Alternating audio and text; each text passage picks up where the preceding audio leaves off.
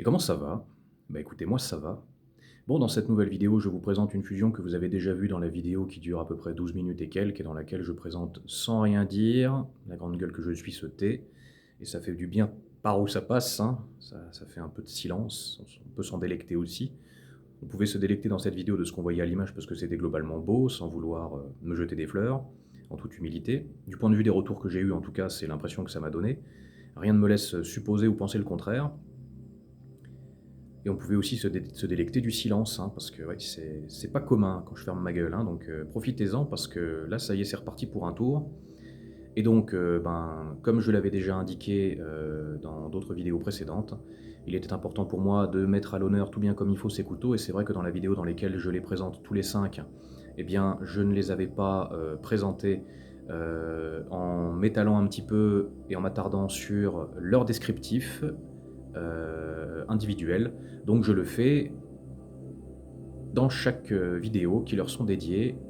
Là, il s'agit de la fusion d'Opinel numéro 8 avec manche en bois d'ébène et on peut l'appeler le full black, hein, pour la bonne et simple raison que, j'ai combiné ce manche en ébène, j'ai fusionné ce manche en ébène avec, une lame, un virobloc et une virole fixe d'Opinel numéro 8 Chain Black que j'avais acheté, que j'avais proprement démonté, consciencieusement et méticuleusement démonté pour l'occasion et pour opérer cette fusion.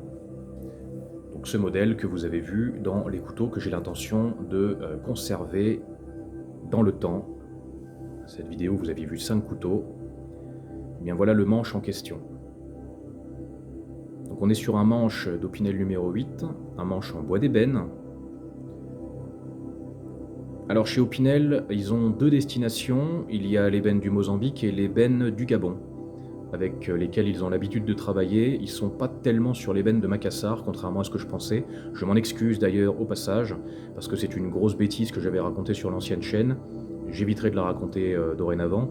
Le bois de Macassar, de toute manière, a une particularité assez remarquable, qui est qu'il est légèrement bleuté. Et bon, bah, quand on regarde en fait, hein, les différents types d'ébène qu'on peut trouver chez Opinel, il n'y a pas ce côté bleuté. Ça, c'est un modèle que j'ai acheté en boutique et que je n'ai jamais utilisé. Idem pour la lame qui est dessus et tout le tremblement, hein. De toute manière, on est sur un couteau que j'ai l'intention de conserver dans le temps. Donc voilà à quoi est-ce qu'il ressemble en position fermée.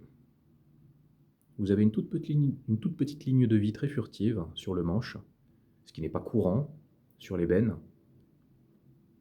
Ça fait plaisir d'en voir une parce que j'ai de nombreux manches justement avec une ligne de vie. Sur le bois d'ébène en général, c'est très furtif, voire même inexistant. Et là, pour le coup, j'en ai une. Et voilà à quoi ressemble le couteau lorsqu'il est en position ouverte.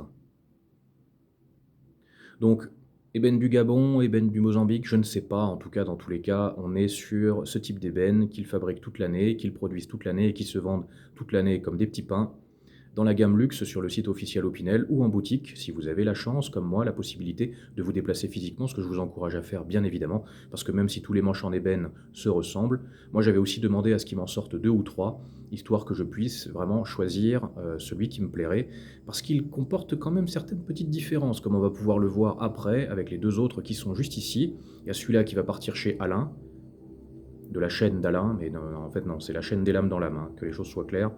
Ça restera un vrai coup de cœur, cette chaîne, et c'est comme ça qu'il faut l'appeler de toute manière, parce qu'il n'y a pas d'autre nom à lui donner, c'est des lames dans l'âme, et puis c'est tout. Donc Alain, salut à toi, ton couteau est là, c'était simplement à titre comparatif qu'il apparaît dans cette vidéo.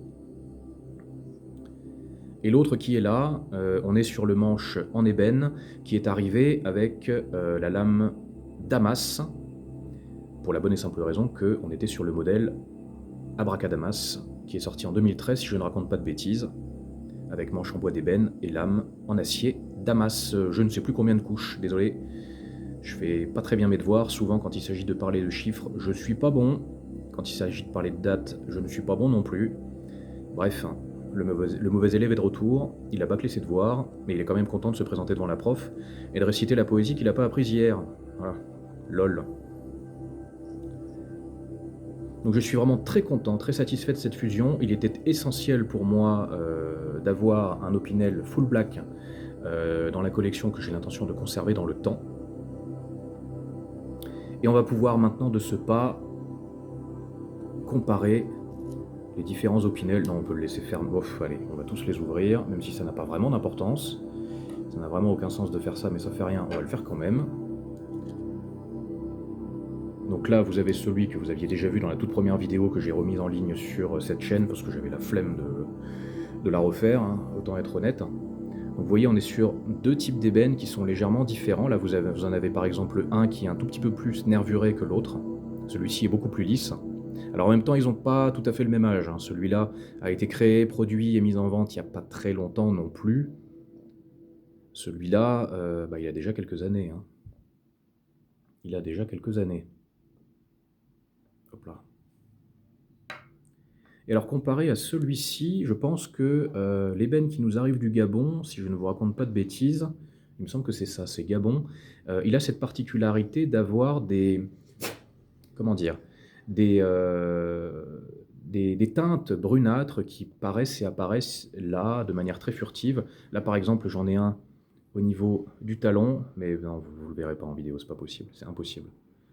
La qualité de l'appareil d'enregistrement de vue et de son là n'est pas suffisamment. Ouais, non, on voit rien. À mon avis, on voit rien du tout. Ah si, furtivement, tiens. Est-ce que vous le voyez là? Une nuance très rapide et très furtive de brun. Putain, si, génial, on la voit. Fantastique. Voilà, donc ça pour moi, ça c'est l'ébène qui nous arrive du Gabon. L'ébène qui nous arrive du Mozambique est beaucoup plus noir, beaucoup plus prononcé. Ça, à mon avis, c'est justement l'ébène qui nous arrive du Mozambique. Et quand ils ont besoin de sortir des séries limitées, ils tablent sur l'ébène du Gabon. Donc très lisse hein, aussi, vraiment très lisse. Fait qu'à la base j'étais là pour présenter celui-là, et puis maintenant je commence à présenter d'autres qui n'ont rien à voir. C'est le pitre que je suis, je te jure. Bref. Là on est sur le modèle que j'ai choisi d'utiliser au quotidien. Alors vous pourriez me dire en même temps, si l'ébène du Gabon est un petit peu plus prestigieux, pourquoi tu le prends pas? Et parce que je veux un manche tout noir, de la tête aux pieds, sans nuance de couleur, sans rien, sans chichi, sans que dalle, dans ma collection. J'en veux pas un avec des nuances de brun. Celui-là, c'est celui que j'ai choisi d'utiliser. En même temps, vu son prix, il faut l'amortir aussi, il faut qu'il serve à quelque chose, ce manche. Je l'ai foutu donc avec une lame d'Opinel numéro 8, tradition inox, finition meulé poli, hein, tout simplement. Parce que pour l'utiliser au quotidien, il vaut mieux utiliser une lame comme ça, j'allais pas non plus lui foutre une lame noire. C'est un coup à déglinguer le revêtement PVD. Et d'ailleurs, en parlant de revêtement PVD, je pense que c'est quand même intéressant de s'attarder aussi sur les caractéristiques de la lame, du virobloc et de la virole fixe interne qui sont ici et qui ont été prélevés sur un Opinel numéro 8 Chain Black. Lame en acier 12C27 Sandvik, la même que celle-ci. Pas de finition meulé poli sur celle-ci, un revêtement PVD plastique protecteur de couleur noire, qu'on retrouve également sur le virobloc qui est là, et la virole fixe interne qui a simplement été peinte de couleur noire pour faire ton sur ton, avec les deux autres éléments auxquels elle est associée et avec lesquels elle figurait sur l'Opinel numéro 8 Chain Black avant que je ne le démonte pour opérer cette fusion. Voilà, allez, toi, on va te ranger, on va te préparer pour ton départ, chez Alain de la chaîne Des lames dans l'âme. Toi, je te remets dans la poche. Et toi, on va te ranger, mon ami. Vraiment très content de l'avoir dans la collection, celui-là.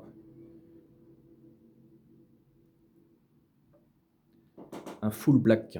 Il fallait au moins ça pour enrichir cette collection, ce petit cercle fermé très prisé d'Opinel que je vais conserver dans le temps. Bref, voilà, merci d'avoir regardé cette vidéo. On se reverra quand on se reverra. D'ici là, prenez soin de vous, faites attention à vous, et ciao.